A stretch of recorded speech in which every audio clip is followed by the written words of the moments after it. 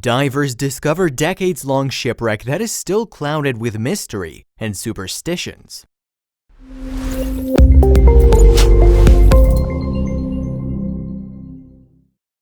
What lies at the bottom of the sea is something that has always intrigued many researchers. We don't know exactly what exists deep under the sea, as our equipment often fails to dig deeper. Sailors and fishermen have always been exposed to incredibly threatening and unexpected experiences while at sea. Before modern technology, people used to rely solely on the myths and superstitions to explain what goes on underwater. But this ship and its crew members had a first-hand experience that life at sea can indeed be unpredictable. Back in the year 1928, a steamboat disappeared after meeting with a heavy storm while transporting passengers and goods on Lake Huron. This was a mystery that loomed over the locals' heads for so many decades now, but this ship was discovered 90 years later after shipwreck hunters found the doomed ship at the bottom of the lake. However, this wasn't all there was to it. So what was the history of this steamboat? Well, it was back in June of 1888 when the SS Mikasa arrived in Hamilton, Ontario. This steamboat had been built that very same year by William Hamilton and Co. in Glasgow, Scotland. This was supposed to be a different steamboat that had been specially made to be quite speedy and could reach a huge amount of distance in a short span of time. Well, to understand what the steamboat looked like, here are the dimensions.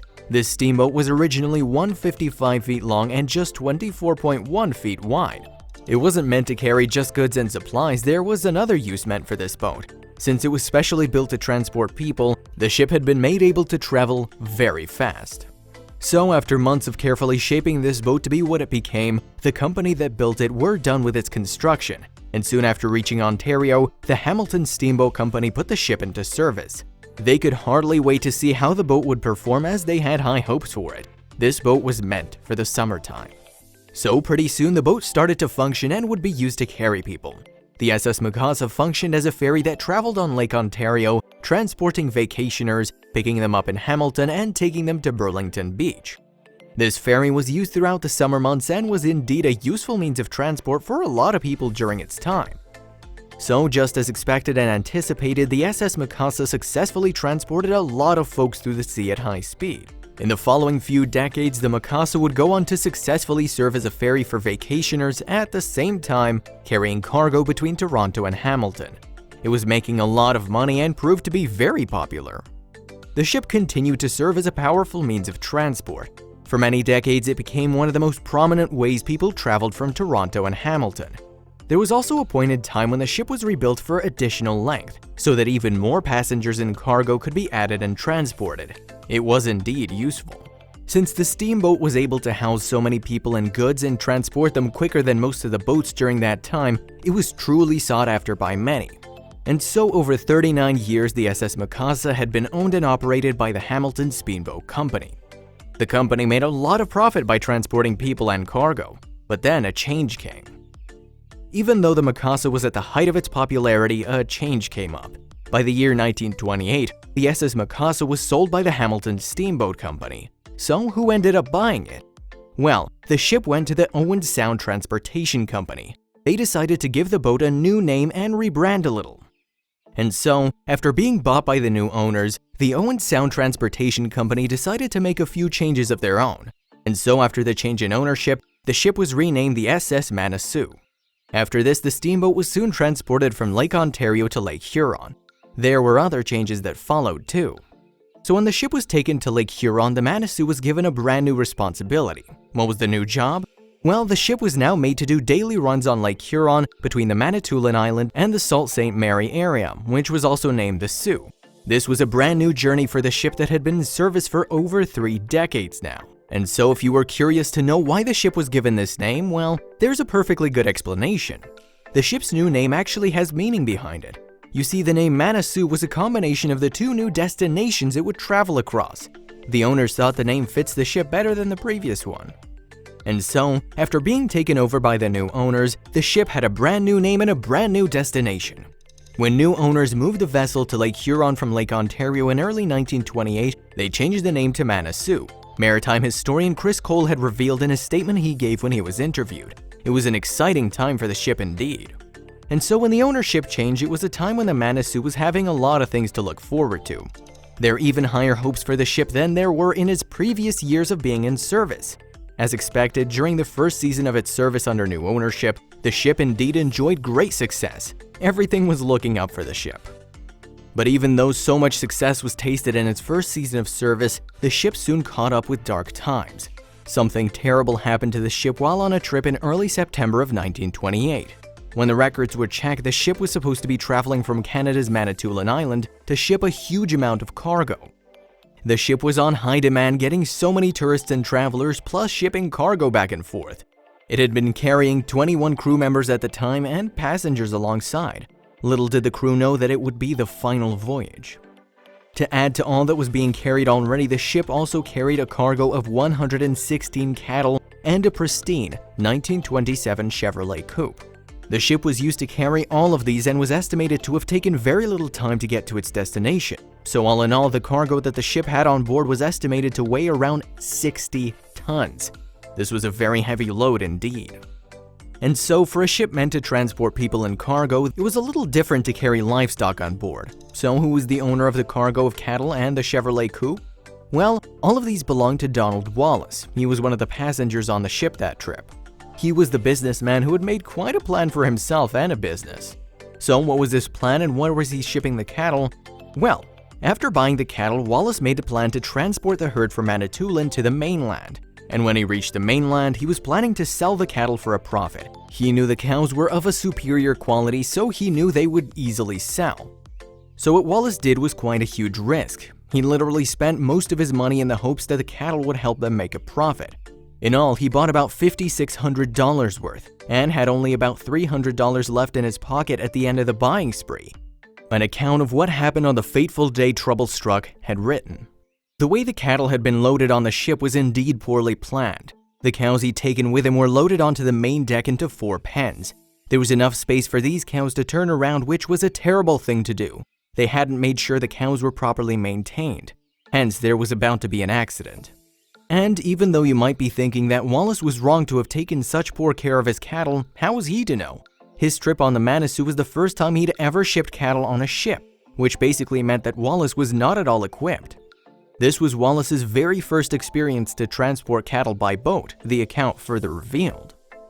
The account further also explained, he noticed that unlike transport by railway boxcars where the bedding was hay, bedding on the Manitou was sawdust, pen slats were not nailed to posts, they were tied and knotted with rope to metal stanchions, and pens had 2 plank slats instead of 4 or 5. He said nothing as he figured the crew knew what they were doing. So as the time came for the ship to start its voyage, no one expected things to go wrong. They all assumed that the journey would go smoothly. Then the Manitou and the precious cargo left Manitoulin Island as of September 14, 1928. The ship was on its way towards Owen Sound, but unfortunately, it met with a tragic storm. And this was not a pretty storm either. It was unfortunate that the ship had an encounter with such a harsh storm, which was a sign that trouble was ahead. And the condition was such that gusty winds and large waves were hitting the boat constantly. This resulted in the ship starting to lean too far to one side, and it immediately sank at 2 a.m. on September 15th. Since the crew was not prepared to have encountered such a bad storm, everything started to fall apart. And so Captain John Mackay started to realize what was happening. He had to act quick, so he headed towards a nearby island in a desperate attempt to save everyone. Unfortunately, the ship sank even before it could get close to the island. And so, there was no chance for the captain to have been able to save the ship as the sinking was so immediate. The events that followed happened within approximately 3 minutes. Firstly, the captain realized that something was very wrong, sent the first mate below to find out what was happening. A local newspaper had posted regarding the ship in 1928. This was such a devastating time for the people on board, as there was no certainty whether they'd make it or not. The captain tried his best to come up with a plan to save everyone. Before the mate got back on the bridge, the captain had swung the wheel towards land, hoping to beach the ship on the island, the article later explained. But nothing seemed to have made a difference to fix the problem. Everything came crashing down in a matter of minutes. Before any headway was made, however, the engine stopped. Water pouring into the engine room had put out the fires. The mate, on getting back on deck after seeing the ship was doomed, ordered the lifeboats lowered, the article described. And before the crew could do anything, the damage was already too much. They were able to lower just 1 lifeboat. Since the ship sank within just 3 minutes, they could only get one lifeboat ready. So in the end, the crew was unable to save everyone and everything on board. So who survived? The captain, 4 sailors, and 1 passenger, Donald Wallace, were the only ones left alive. After the terrible accident took place, the group had to be forced to drift in the life raft for 60 hours before they could be helped. They were fortunate because they were finally saved by a passing steamboat. But another tragedy struck during this time. One of the survivors, Chief Engineer Thomas McCutcheon, passed away due to exposure to the elements. The sinking of the Manaslu was indeed a tragic moment of grave proportions. There were quite a few rescue teams that went to look for survivors. No quest devoted to the saving of human lives was ever carried out more unselfishly and more faithfully. A local historian, William Fox, had stated regarding this incident in 1952. To the deep regret of all who were engaged in it, not another survivor of the disaster was found. There have been countless superstitions on the topic of this unfortunate happening. The location of this sunken ship was a mystery also for a long time too. In 2018, maritime historian Chris Cole and shipwreck hunters Cam Merriman and Jerry Ellison found the ship 200 feet underwater. Over the past 90 years, the ship had remained untouched at the bottom of Lake Huron off the coast of Griffith Island in Ontario. They found the boat covered in mussels, but there was absolutely no sign of animal or human remains. It's very rare to see a car or an automobile on a shipwreck, Cole explained. The very unique thing about the wreck of the Manaslu is that it sits on the lake bottom at the very same dramatic angle at which it sank. Merriman further stated, "The stern is embedded up to its railing in the soft bottom, while the bow points up towards the surface, rising high above the lake bottom." Many theories rose regarding the reason behind the ship sinking. The first being that Manaslu was under a curse after having new owners. There's a long-held superstition among sailors that if someone changes the name of a ship, that person and/or that ship will encounter bad luck. The shipwreck hunters were quoted. Under its new name, the vessel lasted less than 1 year before sinking with tragic results in September of 1928. The Manaslu proved to be a classic example of the bad luck that will plague a vessel after its name has been changed. Another reasonable explanation for the ship to sink was that the extension made the ship unsteady after being added to the ship. Hence, when the ship met with the harsh winds and strong currents, it ended up leaning and leaned too far, making the cattle shift the weight on deck to one side. The second theory is more widely accepted, but no one knows for sure what became of the ship and why it sank so quickly.